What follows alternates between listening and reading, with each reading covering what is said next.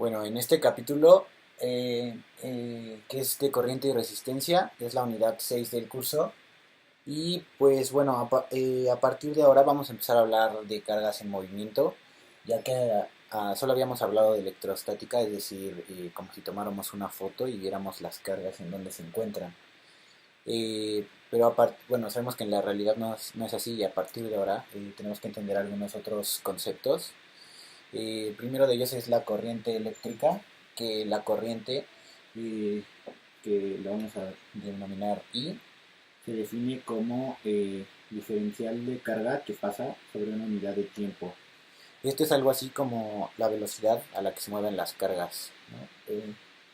Si comparamos esta ecuación con la ecuación de movimiento que teníamos, en la que velocidad es igual a posición sobre tiempo, vemos que es casi lo mismo.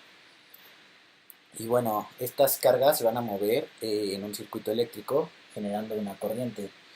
Eh, la corriente se define como, bueno, la unidad se llama amperes, y como podemos ver, esta unidad va a ser coulombs sobre tiempo, o sea, coulomb sobre segundo.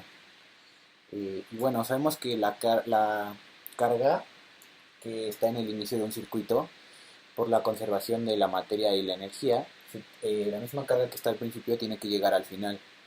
Bueno, esto es en condiciones normales, ¿no? Y bueno, ya que sabemos que la corriente se define como coulomb sobre segundo, igual podemos definir que la carga es la integral de la corriente con respecto al tiempo. Es decir, que si tenemos una corriente, podemos saber la carga que pasa a través de ella. Y bueno, ahorita esto es como muy básico, ¿no? Como los principios fundamentales. Y bueno, ¿para qué usamos las corrientes? Pues bueno, normalmente una corriente pues la podemos ver en un foco, podemos tener muchos tipos de circuitos eléctricos. Y bueno, ahorita vamos a hablar de corriente directa, que la abreviamos como CD o en inglés como DC, es lo mismo. Y esta se define como una corriente eh, que solo fluye en una dirección y no cambia por el tiempo. Es decir, por ejemplo, tenemos este circuito donde esta es una pila y esta es una resistencia. Este circuito, como las pilas son de corriente directa, pues la corriente va a fluir del polo positivo al negativo. Es muy importante entender que la corriente es las cargas positivas que se mueven. Y en realidad sabemos que no hay cargas positivas que se mueven. En realidad son los electrones que se mueven del polo negativo al polo positivo. Pero por convención, la corriente se define hacia el otro lado. Es decir, aquí podemos saber que hay muchos electrones que se están moviendo del negativo al positivo, ¿no? Sabemos que las cargas opuestas se atraen. Y esto es lo que en realidad está pasando en un circuito. Los electrones se están moviendo hacia acá. Pero para analizarlo, vemos, por ejemplo, con el campo, sabemos que el campo eh, requiere de una carga positiva, ¿no? Y las líneas de campo son la dirección en la que se moverían las cargas positivas. Es igual con la corriente. Esta sería la dirección en la que se mueven las cargas positivas. Pero en realidad lo que pasa es que los electrones, como los protones no pueden moverse igual que los electrones, pues los electrones son los que se mueven del negativo al positivo, pero esto pues no se usa en un análisis de circuitos eléctricos. Eh, y bueno, como les estaba diciendo, este es un circuito de corriente directa porque la corriente no cambia con el tiempo, pero si utilizamos, por ejemplo, un circuito de corriente alterna, que significa que la corriente va a estar cambiando con el tiempo, es decir, primero se va a mover hasta acá, va a alcanzar un máximo, luego va a regresar y así, o sea, se va a estar moviendo de un lado hacia otro. Y bueno, como ya dije, las pilas son corriente directa y por ejemplo la corriente que llega a tu casa eh, es corriente alterna, que al final para que la puedas usar se tiene que transformar a corriente directa, pero pues en realidad pues lo que está pasando, por ejemplo, en las paredes es que la corriente va aumentando y disminuyendo, aumentando y disminuyendo, y esta es la corriente alterna. Bueno, ya que sabemos qué pasa a un nivel macroscópico cuando observamos un circuito, por ejemplo, en nuestra casa, en donde sea, ahora hablemos de lo que pasa a nivel microscópico. Para medir la corriente a un nivel microscópico, pues como no podemos medir cada electrón que pasa por el cable, lo que se usa es un concepto denominado densidad de corriente. Esta densidad de corriente se denomina con la letra J y eh, eh, sus medidas son amperes sobre metro cuadrado, ¿no? Esto quiere decir que es la cantidad de corriente que pasa sobre un área transversal determinada. ¿Qué quiere decir esto? Si tenemos un cable, por ejemplo, sabemos que el área transversal es esta área del cable, digamos el grosor, que pues si es este cable, por ejemplo, es circular, entonces el área transversal debe estar en términos de su radio. Y bueno, eh, sabemos que la densidad de corriente eh, es, bueno, más bien que la corriente es la densidad de corriente J, producto punto por un diferencial de área. ¿Esto qué quiere decir? Eh, el área, como ya sabemos, más bien la densidad de corriente debe pasar a través del área. Y esto es como la ley de Gauss. Por ejemplo, si la corriente pasa perpendicularmente a través del área, pues en realidad esta integral se simplifica muy fácil, como que la corriente es la densidad de corriente por el área. Y bueno, ya decía Kuko que es como ja. Eh, porque las líneas son perpendiculares, entonces el producto punto, pues en realidad nos queda como así, ya que están en el mismo plano. Si no fueran perpendiculares, en realidad estos son vectores y habría que sumarlos como vectores. Y bueno, sabemos que la densidad de corriente se puede relacionar con otro concepto llamado, perdón, la densidad de corriente se puede relacionar con otro concepto llamado velocidad de deriva. Y bueno, ¿qué es la velocidad de deriva? La velocidad de deriva en realidad pues es el movimiento de los electrones cuando estos están en una corriente. Por ejemplo, cuando se aplica una corriente debido a un campo eléctrico, pues los electrones se van a empezar a mover. Y pues el movimiento neto de los electrones es lo que se le conoce como velocidad de deriva. A ver si queda un poco más claro. La velocidad de corriente es mínima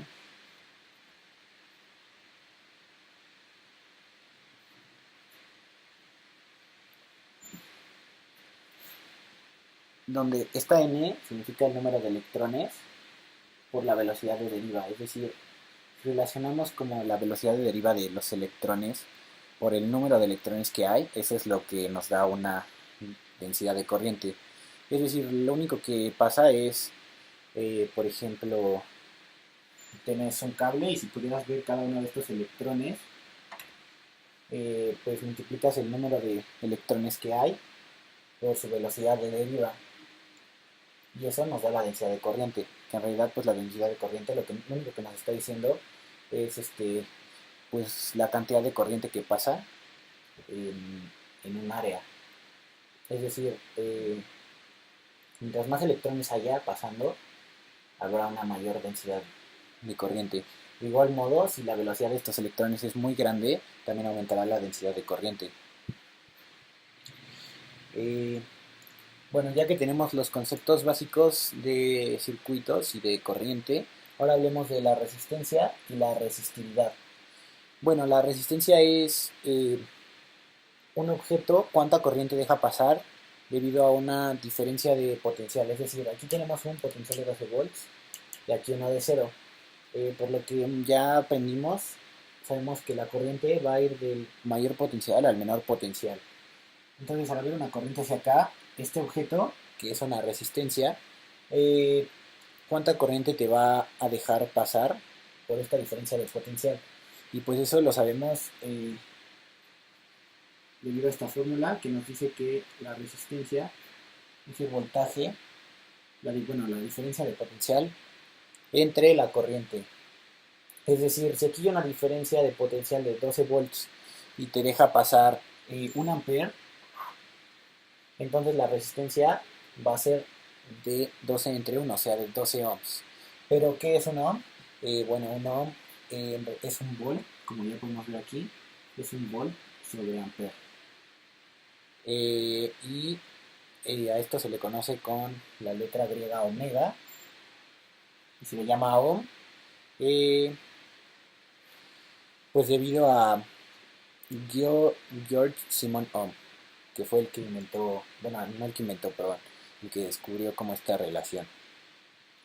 Y bueno, este objeto tiene una cierta resistencia y como ya dije, la resistencia depende de este objeto en específico, pero la resistividad es, por ejemplo, inherente a cada objeto.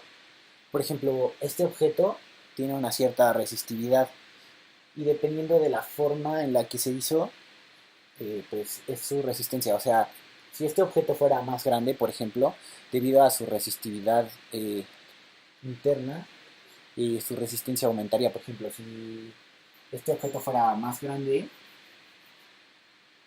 pues aumentaría con respecto a su resistividad. Y bueno, la resistividad, que se define con esta letra griega ρ, en realidad es el campo sobre la densidad de carga. Y bueno, el campo sabemos que es volts sobre metros, ¿no? Y la densidad de carga, como ya vimos, es ampere sobre metro cuadrado. Metros con metros se va. Y esto te queda que la resistividad es volt metro sobre ampere. Y como vemos, esta definición es muy parecida a esta definición. Volt sobre ampere, volt metro sobre ampere. Es decir, que la resistividad depende no solo del voltaje y de la corriente que deja pasar, sino también de la distancia o los metros de este objeto. Y bueno, hay otras medidas parecidas, por ejemplo, la conductividad, S, no es más que el inverso de la resistencia, o sea, 1 sobre R. Esto quiere decir que sería amperes sobre volts. Y bueno, eh, la conductividad en realidad, pues solo te dice qué tanto conduce un material, no es, bueno, no es, es lo mismo que la resistencia en realidad, es el inverso. Las unidades no se llaman ohm, se llaman siemens. Pero en realidad, un siemens es el inverso de 1, o sea, un ohm a la menos 1. Y bueno, esto nos va a servir para sumar resistencias en paralelo más que nada, pero ya llegaremos a ese punto más tarde. Y bueno, al igual que la resistencia tiene el inverso que es la conductividad, la resistividad tiene un inverso también, se limita con la letra sigma, a ver, y pues es igual, nada más es el inverso de la resistividad. Esto es decir, esto es si sabemos que un ohm es un volt sobre ampere, un ohm a la menos 1 es un ampere sobre, un ampere sobre volt. Y esto sobre metro, y esto es las unidades de la resistividad, de la conductividad. Es decir, es un ohm metro a la menos 1 y las unidades de la resistividad es un ohm metro. O sea, esta unidad es el inverso. Y bueno, nada más por último, habíamos dicho que la resistividad es igual al campo sobre la densidad de carga, ¿no? Y que esto, el campo dijimos que era el voltaje sobre metros, o sea, sobre el largo, entre la densidad de corriente, que es la corriente entre el área, ¿no? Bueno, esto lo reordenamos un poco y nos queda B entre I es igual a entre L. Está, ay, no es igual, no por A entre L. Y bueno, B entre I es la resistencia, ¿no? Que es lo que ya vimos acá, que lo podemos definir con ley de Ohm. Entonces, nos queda que la resistividad es igual a la resistencia E de por el área entre el largo. Y si despejamos aquí la resistencia, pues lo único que hacemos es la resistencia es igual a la resistividad por el largo entre el área. Y esto nos permite calcular una resistencia para cierto objeto, ¿no?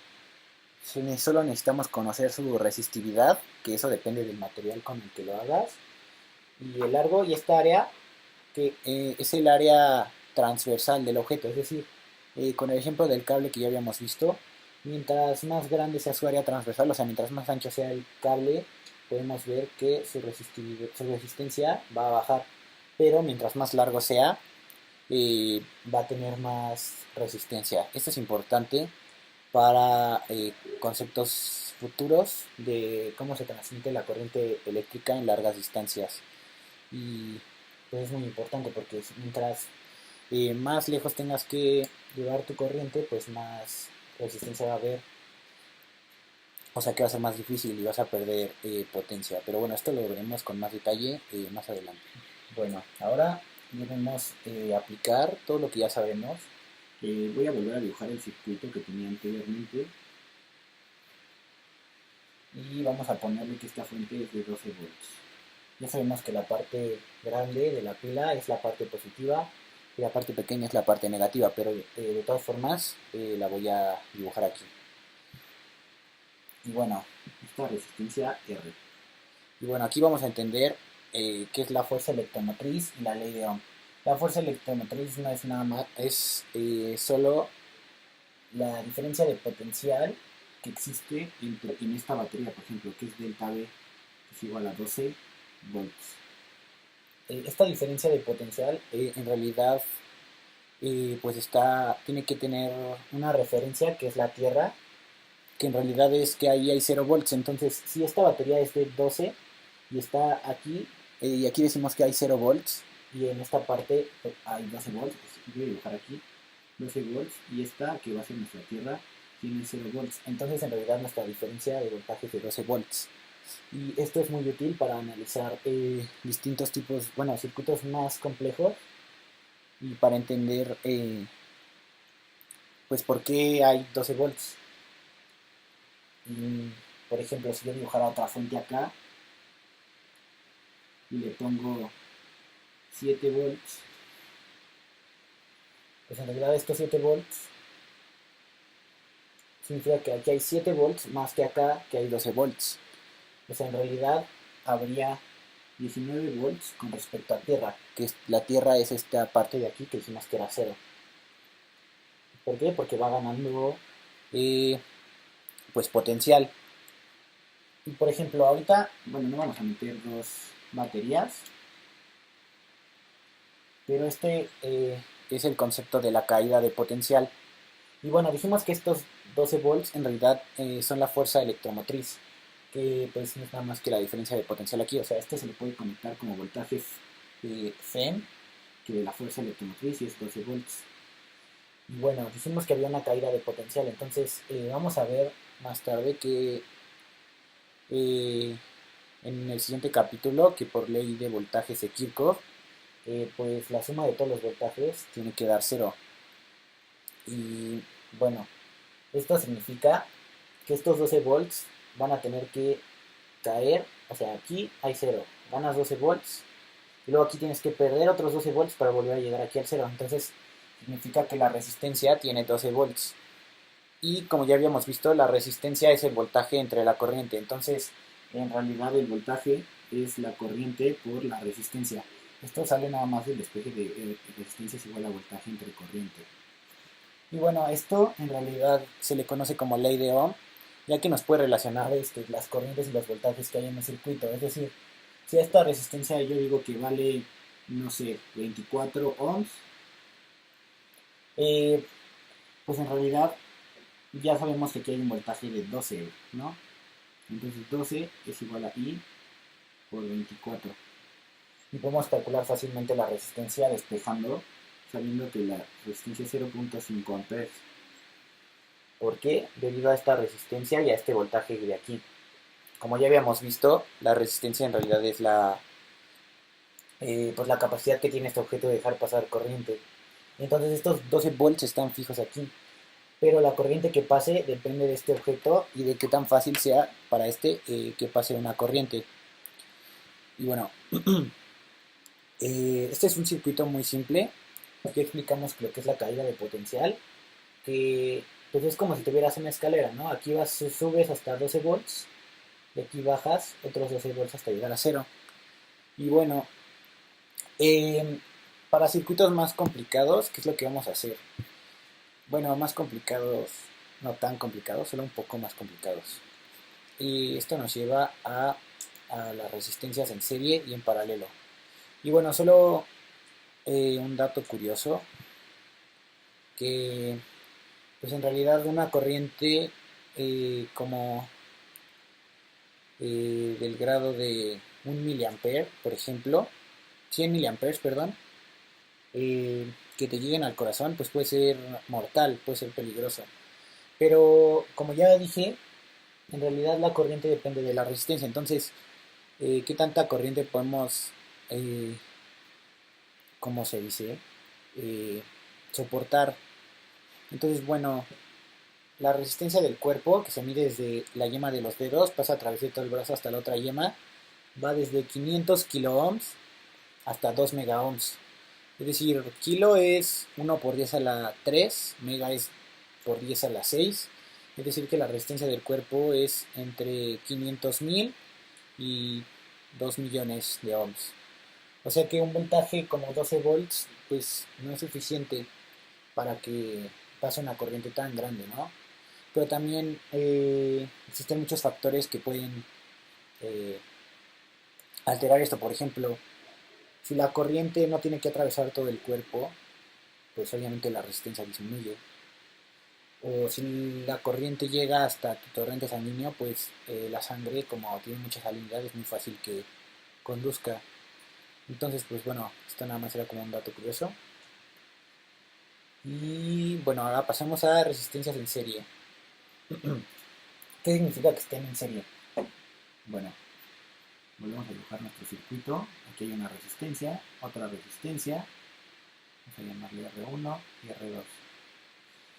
Entonces, como ya vimos, si esta es de 12 volts, la caída de potencial de estas dos resistencias sumadas tiene que ser 12 volts. Como si hubiera 12 volts aquí, bajo unos cuantos volts acá y unos cuantos volts acá, pero aquí tengo que llegar a cero.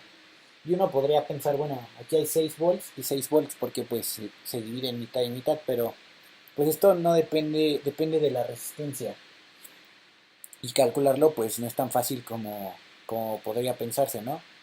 Entonces, muchas veces lo que se hace, bueno, ahorita no vamos a analizar como tal el circuito, pero vamos a entender una técnica que es fácil para analizar estos circuitos.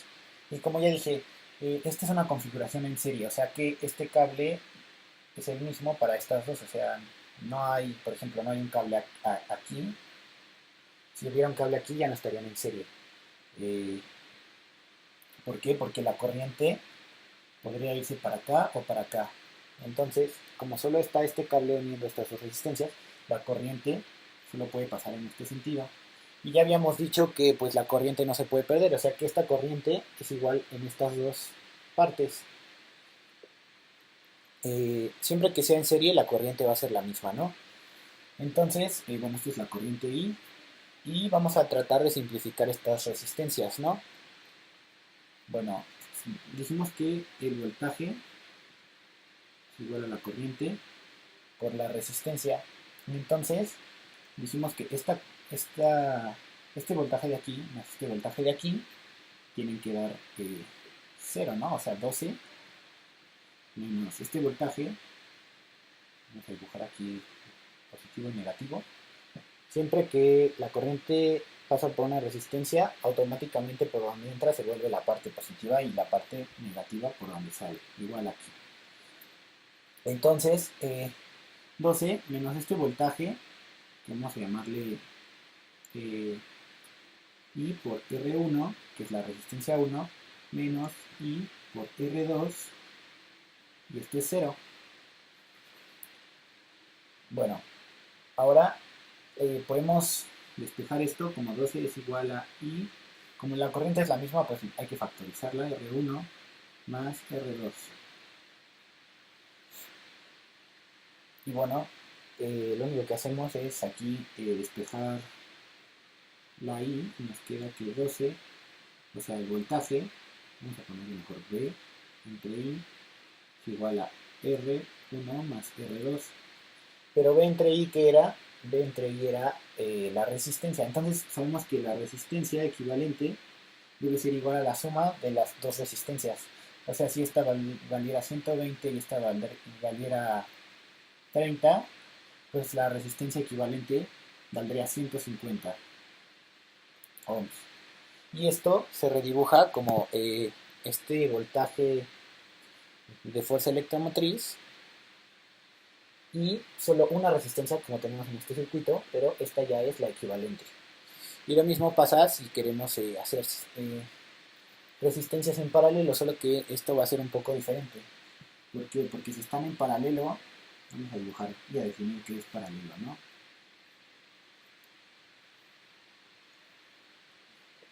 Bueno, como vemos, aquí hay una corriente, pero esta corriente no está en serio. ¿Por qué? Porque puede tomar dos caminos. Este camino, vamos a llamarlo hasta ahí 1, y a esta I2.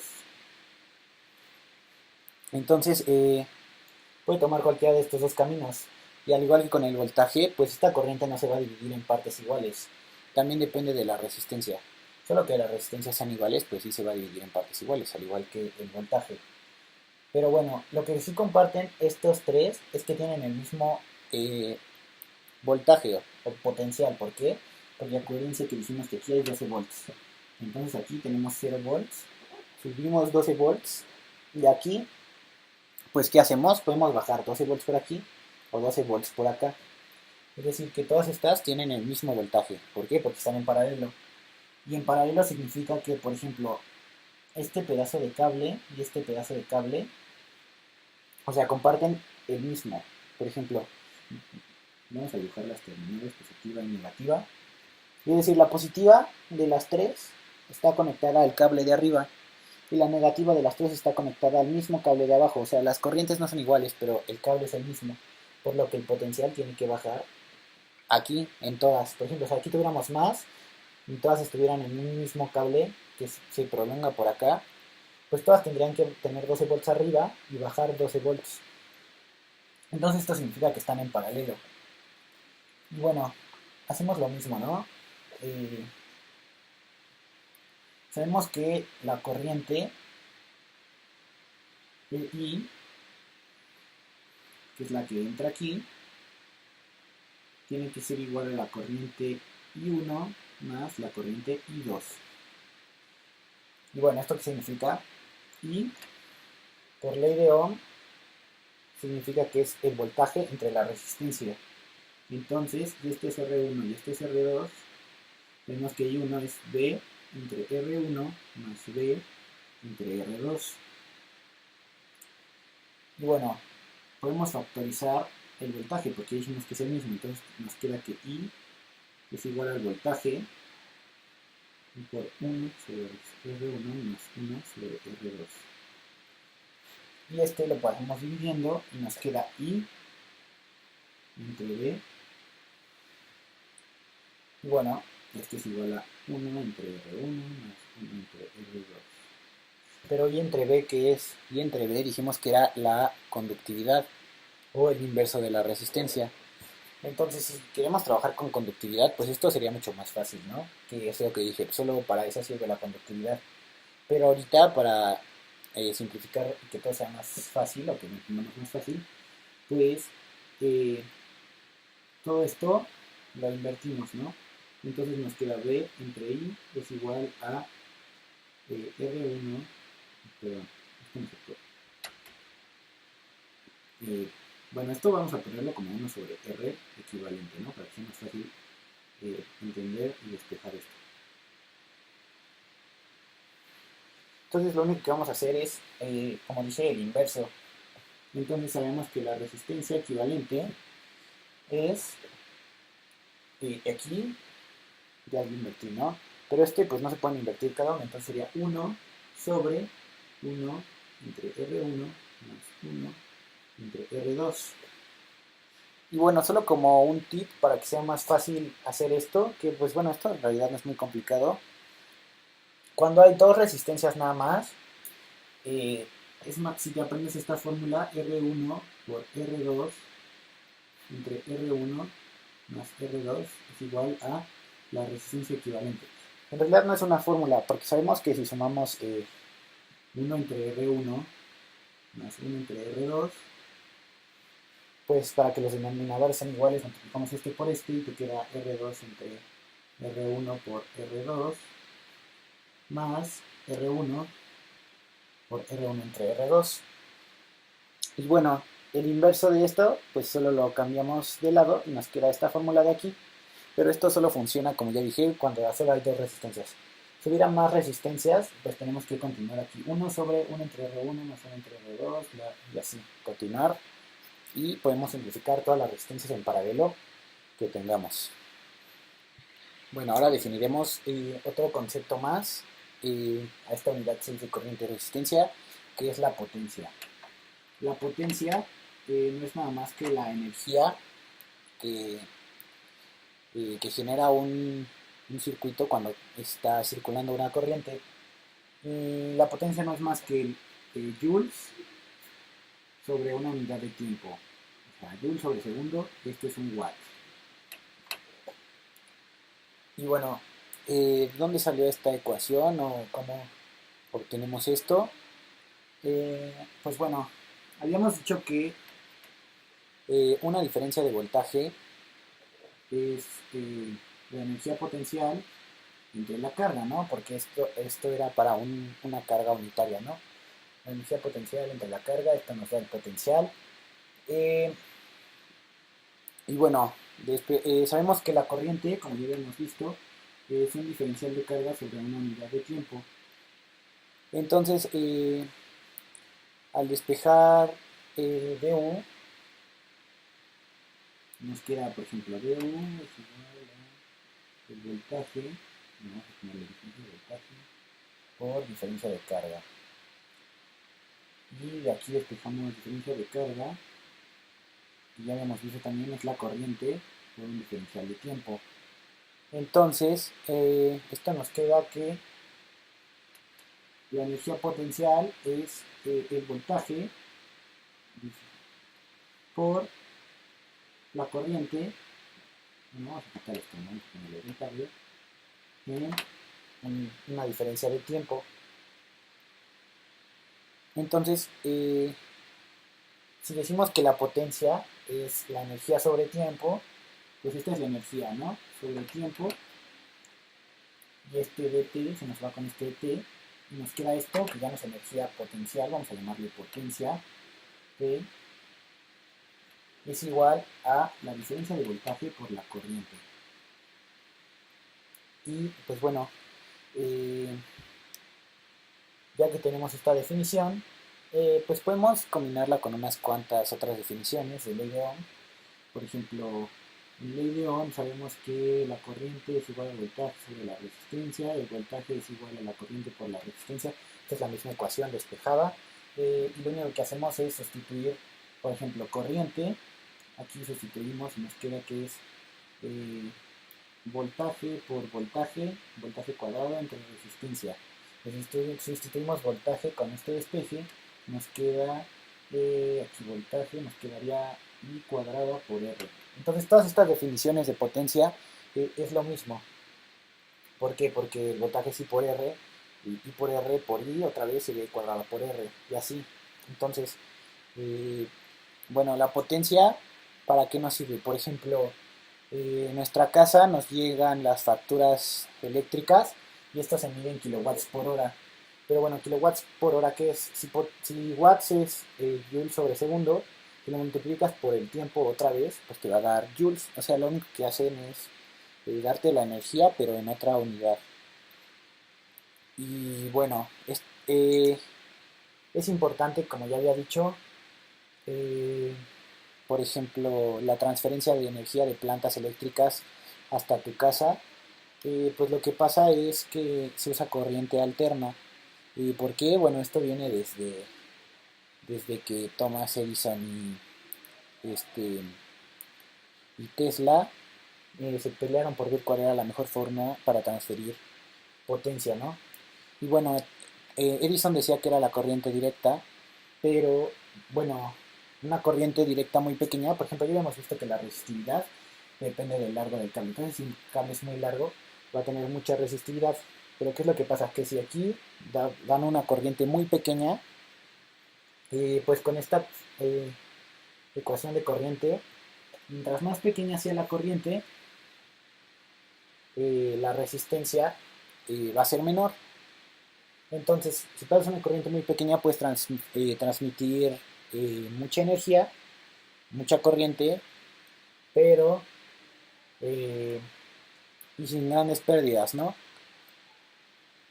Y esto es muy útil en corriente directa, pero pues habría el inconveniente de que, eh, pues no sé, la corriente que llegara a tu casa sería muy pequeña o no podría servirte para cargar nada, para prender focos ni nada. Entonces, lo que se hace es se tiene un transformador que el transformador utiliza los principios de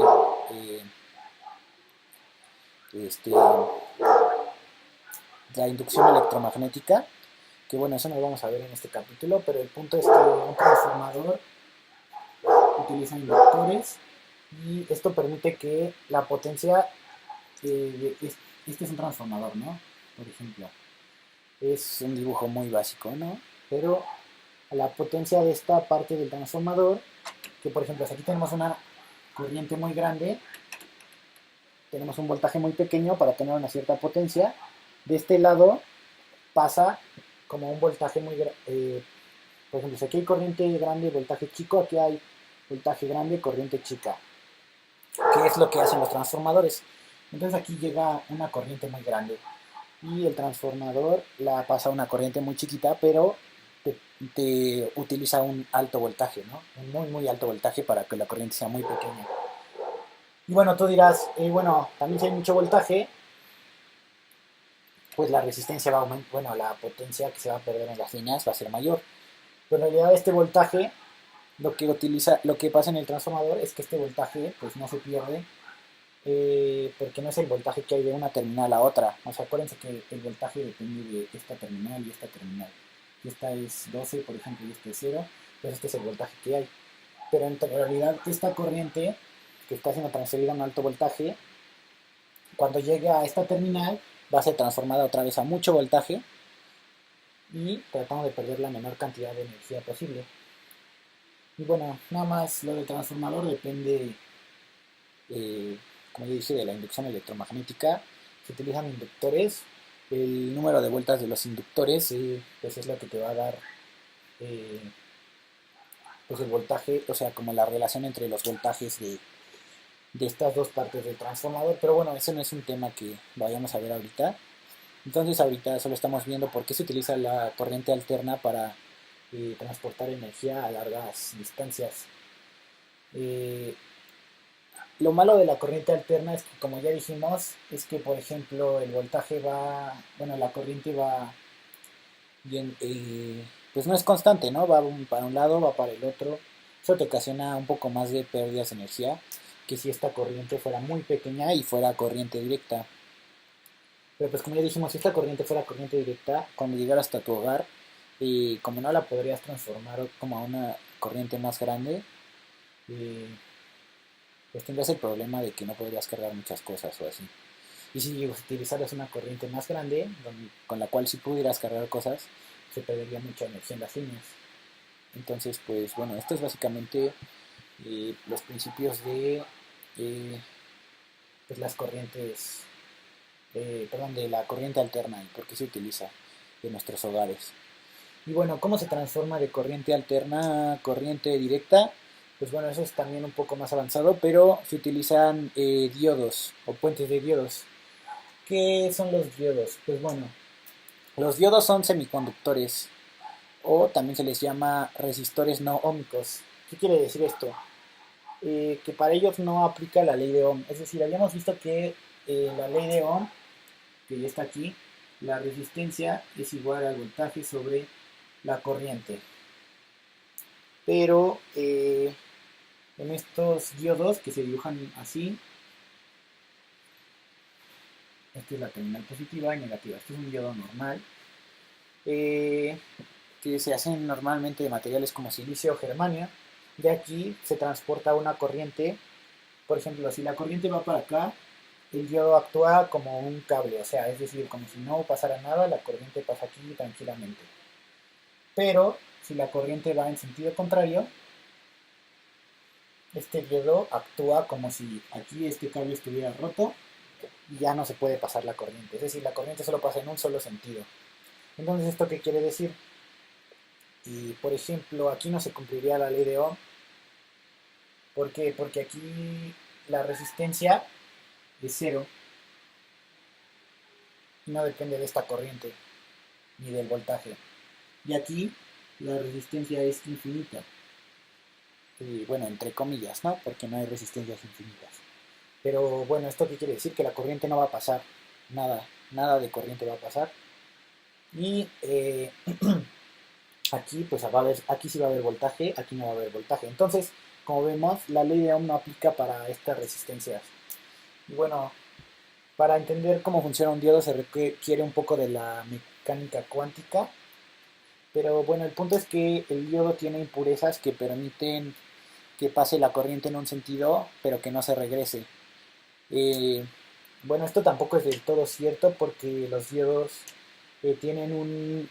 Si la corriente sobrepasa, por ejemplo, es muy fuerte, pues aunque la mandes en este sentido, la resistencia del diodo se va a acabar y aunque haya muy pocas partes que aquí puedan recibir corriente, o sea, muy pocas partes positivas que puedan, perdón, muy pocas partes negativas para que los electrones puedan viajar de acá para acá, eh, pues como la corriente es muy fuerte, eso no va a importar y pues los electrones van a saltar, ¿no? De acá para acá, como ya habíamos visto igual en ejemplos con capacitores. Mientras más, si no hay muchos electrones aquí, pues esta apertura no va a ser suficiente para que estos puedan, digamos, saltar, ¿no?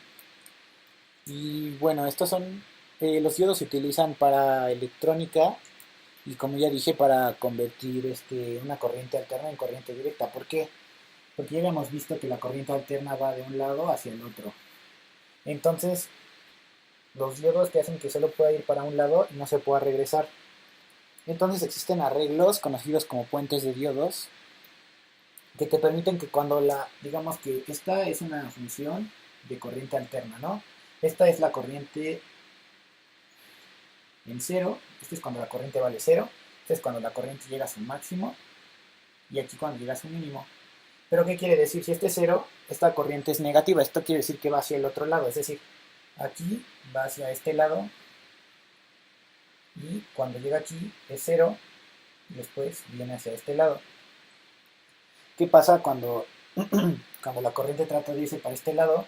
Pues el diodo no la va a dejar. Entonces, ¿qué va a pasar? Que para esos momentos esta parte negativa se nos va a ir. Entonces, ¿qué va a pasar? Que se va a ver una corriente como así. Y bueno, estos arreglos eh, combinados con capacitores hacen, pues no voy a explicar muchos detalles de esto, pero hacen que la gráfica se vaya viendo así, y luego que la gráfica se vaya viendo así, y al final que nos quede una corriente directa. Y bueno, esto nada más es como una introducción para análisis más complejos de circuitos eléctricos. Y bueno, esto sería... Bueno, ahora solo para revisar lo que hemos aprendido en esta unidad, vamos a hacer un par de problemas sencillos. Eh, en el primero nos piden la resistencia de un alambre, nos dicen que tiene una resistividad de 1.72 por 10 a la menos 8 ohm por metro. Nos dicen que tiene un largo de 10.9 metros y nos dicen que tiene un diámetro de 1.30 milímetros. Entonces, bueno, recordamos que la ecuación para la resistencia es igual a la resistividad por el largo por el área transversal del cable, ¿no? Bueno, como el cable pues es pues un tubito en forma de cilindro, pues podemos poner que su área transversal es igual a pi por el radio al cuadrado. Todas las unidades deben estar en metros, entonces pasamos a metros, que sería 1.3 por 10 a la menos 3 metros, y si lo dividimos entre 2, sería 0.65 por 10 a la menos 3, o 6.5 por 10 a la menos 4, como sea, está bien. Y bueno, pues vemos que nada más es sustituir en la fórmula en realidad. Entonces nos queda que la resistencia es igual a la densidad por el largo entre pi por radio al cuadrado, ¿no? Y esto es igual a 1.72 por 10 a la menos 8 por el largo, que decimos que a 10.9 metros, y esto entre 0.65 por 10 a la menos 3 y al cuadrado, ¿no? Bueno, esto nos da como resultado 0.541 ohms de resistencia. Y bueno, el segundo problema, este es un problema a nivel, pues digamos, microscópico, por así decirlo, de qué pasa con la corriente. Y ahora vamos a un nivel macroscópico, dibujamos este circuito.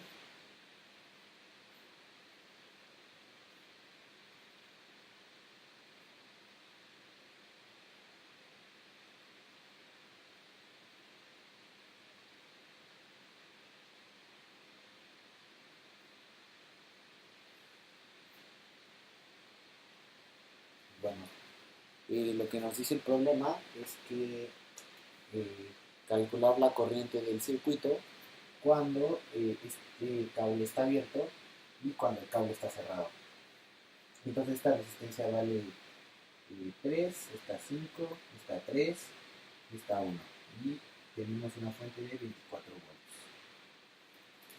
volts. Entonces, lo que hacemos es sacar la resistencia equivalente para tener un circuito más sencillo y poder resolverlo, ¿no? Entonces, bueno, primero cuando este switch está abierto, pues por aquí no pasa corriente, entonces en realidad es como si no tuviéramos estas partes de aquí en medio. Entonces sería como si esta estuviera en serie con esta y esta estuviera en serie con esta. Entonces, bueno, esto lo podemos redibujar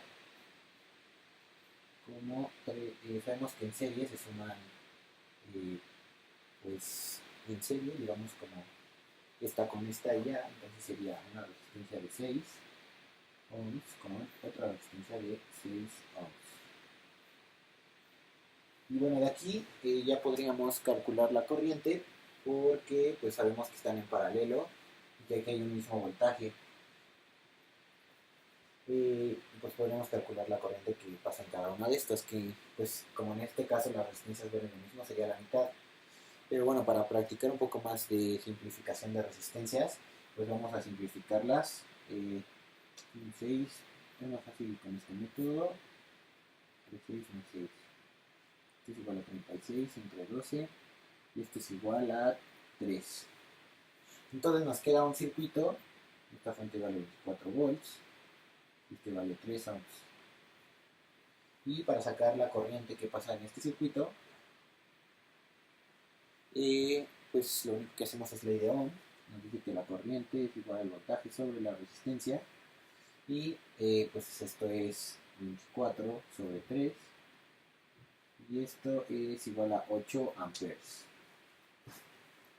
Y bueno, Ahora resolvemos para cuando el circuito está cerrado.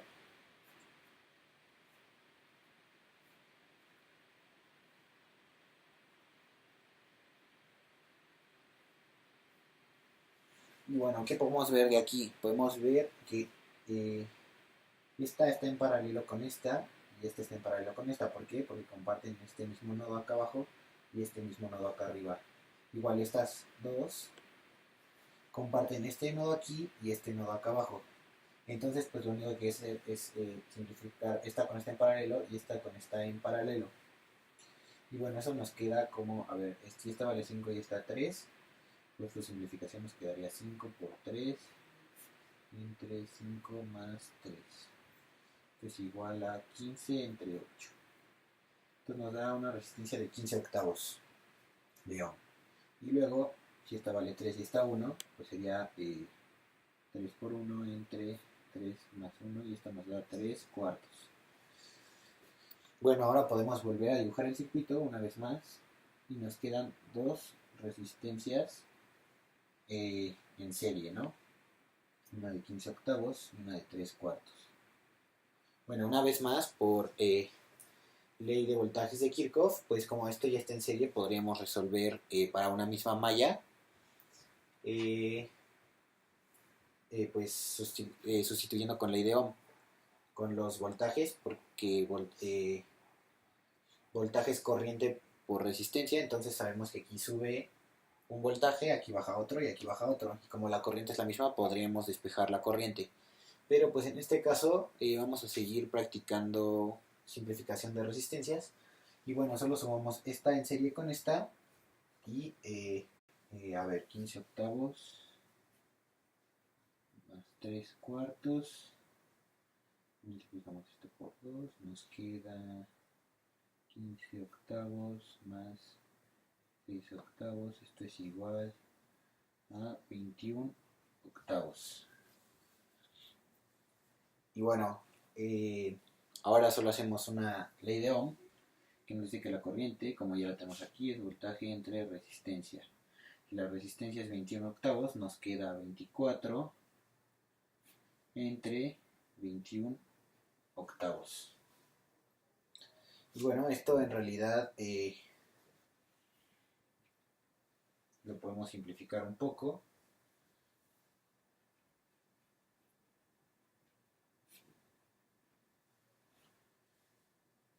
Como, a ver, 8, 7. Y esto da 64 séptimos de ampere. Y bueno, esto es aproximadamente 9.14 amperes. Y bueno, estos son los dos problemas para el día de hoy.